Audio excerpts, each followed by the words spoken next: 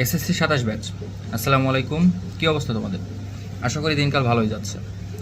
আমার গত কয়েকদিন পরীক্ষা ছিল, যার কারণে তোমাদের জন্য কোনো ভিডিও বানাতে পারিনি। তোমরা ইতিমধ্যে অলরেডি জানো যে 2 দিন আগে তোমাদের বড় ভাই অর্থাৎ এসএসসি 26 ব্যাচ তাদের রেজাল্ট দিয়েছে। আশা করি সবাই মোটামুটি রেজাল্টটা দেখছো। সো রেজাল্টের অবস্থা কিন্তু খুব একটা ভালো না, যদিও শিক্ষামন্ত্রী বলছে যে ভালো রেজাল্ট, তো আসলে খারাপও না। রেজাল্টে তো পাশের হারও কমছে, জিপিএ 5-এর হারও কমছে। সো এগুলো আমি তোমাদেরকে কেন বলতেছি, এতে তোমাদের কি শেখার আছে? তোমাদের শেখার বিষয় একটাই, যেটা আমি সারা বছর ধরে বলে আসতেছি, যে তোমাদের পড়াশোনার স্টাইলটা বা পড়াশোনার ধরনটা পাল্টানো প্রয়োজন। আগের যুগ আর এখন নাই, যে সময় তোমাদের কিছু লিখলেই মার্ক পাওয়া যেত, ভুল হোক সঠিক হোক পার্শিয়াল একটা মার্কিং তোমরা পাইতা। 1 নং প্রশ্নের উত্তর লিখলেও একটা পার্শিয়াল মার্ক তোমাকে দেওয়া হতো। কখনো কখনো এমনকি এমন ঘটনাও ঘটছে যে টিচাররা পর্যন্ত লিখে তোমাকে মার্ক দিছে, এরকমও হয়েছে, এরকম শোনা গেছে। এখন আর সেই যুগটা আশা করি আর নাই এখন, আর আশা করি সামনেও আসবে না। সো তোমার জায়গা থেকে তোমার করণীয়টা কি? তোমার করণীয় হইল, তোমার এই রেজাল্টটা একটু পর্যালোচনা তুমি করলে দেখবা যে এ প্লাসের সংখ্যা ওই পরিমাণ কমেনি যে পরিমাণ পাশের সংখ্যা কমছে।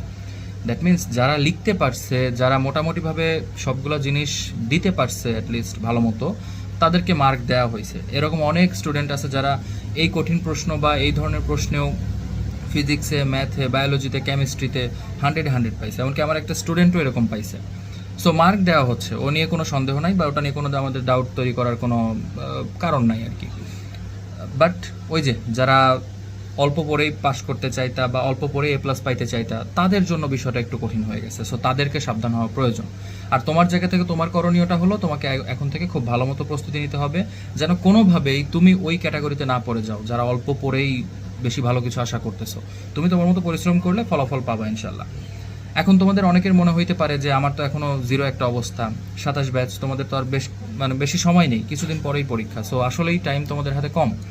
তোমার এটা মনে হওয়াটা অস্বাভাবিক না যে তোমার দ্বারা এখন সম্ভব কিনা। ডাউটফুল হওয়াটা স্বাভাবিক, এটাই তোমাকে মানুষ বানায়। সো তোমার ডাউট আসাটা খুব একটা অস্বাভাবিক কিছু না।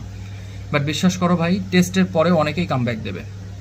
যারা নিজের ওপর এই আস্থাটা রাখতে পারছে যে আই ক্যান ডু ইট, আমি পারবো, কিছুদিন আমি সময় পাইলে, আমি ভালো মতো পড়লে পারবো, তারা টেস্টের পরেও কামব্যাক দিতে পারবে। সেখানে তোমার টেস্ট কিন্তু এখনও দেরি আছে কিছু, তারপরে টেস্টের পরে টাইম পাচ্ছ। সো তুমি যদি এখন থেকে শুরু করো, ওই ছেলে বা ওই মেয়ের থেকে তুমি একটু আগায় থাকবে না? সো তুমি যখন থেকে ভাবতেছো যে আমি পারবো কিনা, তখনই তোমার জন্য স্টার্ট করার একটা বেস্ট সময়। তোমরা আমাদের সাথে যুক্ত থাকো, তোমরা তোমাদের পড়াশোনাটা শুরু করো। যে কোনো প্রকার গাইডলাইন ভিডিও যদি চাও বা কোনো টপিকের ওপর যদি ভিডিও চাও, তোমরা ইনবক্সে অথবা কমেন্ট সেকশনে যে কোনো জায়গায় জানাইতে পারো। আমি তোমাদেরকে সর্বোচ্চ গাইডলাইন